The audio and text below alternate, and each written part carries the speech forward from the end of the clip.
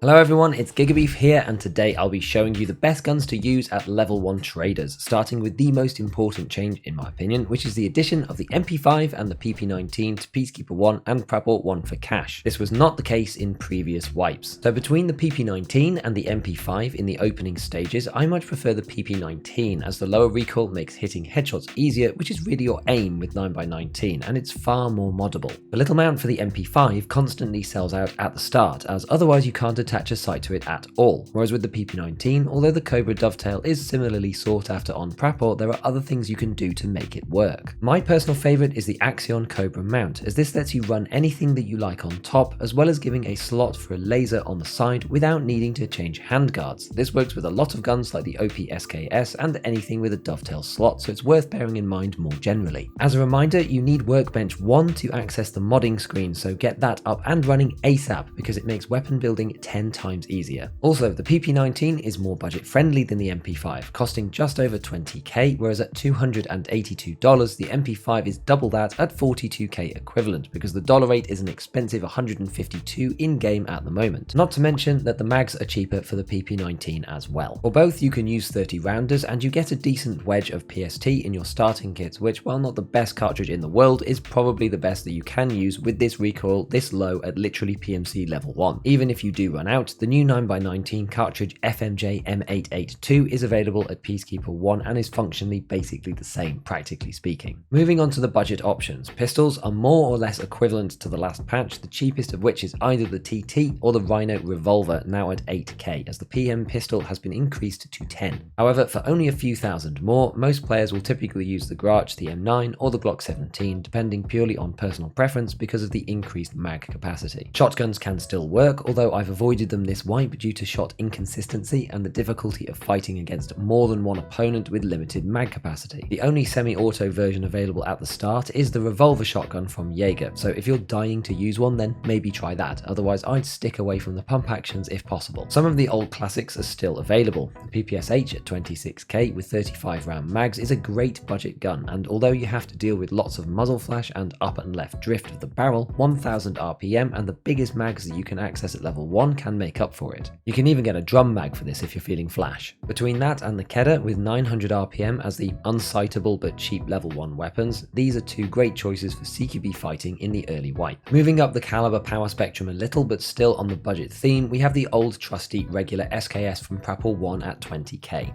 Handloading this saves a lot of space on mags by using loose rounds instead, and it's often worth buying one from Peacekeeper so that you have 20 shots before running dry, even though they're 10k a pop. The SKS has been implicitly buffed this wipe as T45 and PS are on Prapor 2 these days, and last time we had to deal with only using HP until finding some, but with the addition of the new ammos we can now use FMJ with 63 damage and 26 pen. This is enough to get a 50-50 first shot through class 3, so it's not perfect, but it deals a ton of damage, and given the two better rounds are available on scouts all the time, it's the perfect bullet to stack underneath so that you don't use all of your good stuff at once. The SKS is a bit of a love-hate weapon, and I used to dislike it a lot, but after getting used to the irons, I've come to really enjoy it. One trick is that if you don't have the SKS held in your PMC's hands, you can manually load the ammo into it using the inventory, which means that you don't lose a bullet like you do when playing the actual reloading animation. The biggest budget boy that you can get your hands on is of course the Mosin. Unlike the SKS, this has actually been nerfed through the ammo this wipe, as LPS got moved to Prapor 2, and we have to pick something from the new selection of early game bullets in 54R. Between HP, SP and FMJ, which are all new this wipe, while the massive damage of HP and SP are tempting, the only players that you're going to one-shot are those wearing no armor at all. Even a Packer will reduce their damage below 85, so you're not going to be killing anybody with those if they're wearing armor. On that basis, I think you're better off using FMJ for the 33 pen here, as you'll almost always go straight through class 3 helmets, and it will fare better against the rare class 4 armor users as well. Mosin has always been that kind of skill king gun, so if you can hit your shots, it's godly. Well, if not, you'll probably die a lot like I do with it.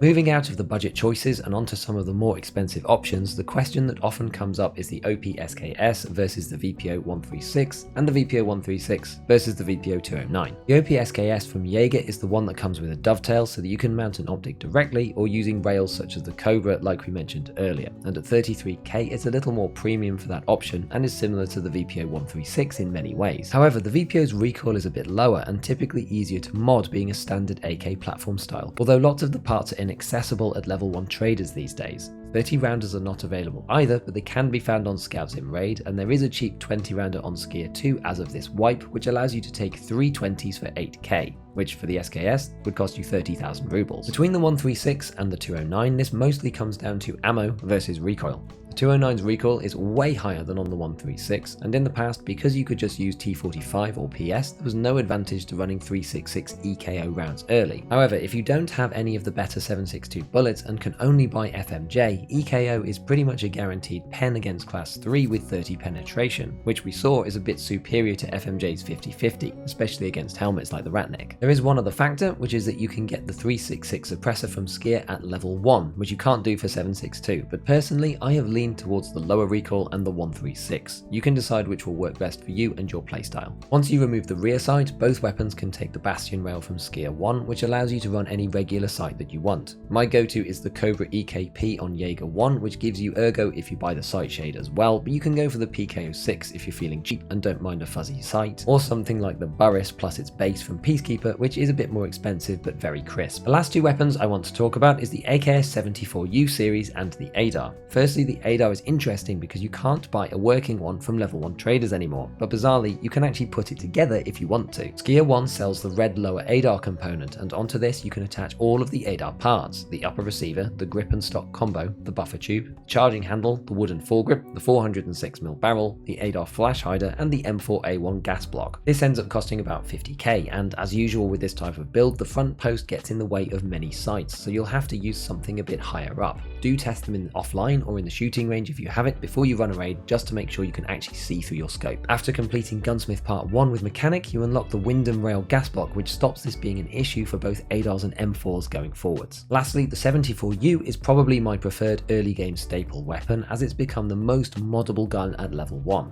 Prapor sells both the regular U and the UN, which is the dovetail version, and once you complete debut, he sells the suppressed UB in cash as well now. Whether the UB is worth the 70k is kind of up to you, but it's hard to be suppressed in a fresh wipe, so it's an interesting option. Even on the basic 74U, the B11 handguard is available at Skier 1, and you could in theory get the RK6 on there as well with a blue laser on the side. The B18 mount is also level 1 traders these days, meaning you can get an optic on here without needing the dovetail. And one sneaky little trick you can do for 2 extra recoil reduction is to swap the muzzle over to the AK-74 version, the 6B20 here. This quickly gets us to 66 ergo and 60 recoil, and you can do something similar on the UB version to get 42 ergo and 59 recoil suppressed using the Cobra mount instead. While the best ammo you can buy at the start for 545 is T, which is pretty bad at 20 pen, you can find anything from PS and upwards in Raid fairly plentifully, which can supercharge your early wipe using PP, BP and BT, which absolutely dominate in the early game. The next, go and check out my video on the hidden changes in patch 13.5. Otherwise, a big shout out to all my patrons and have fun in your raids.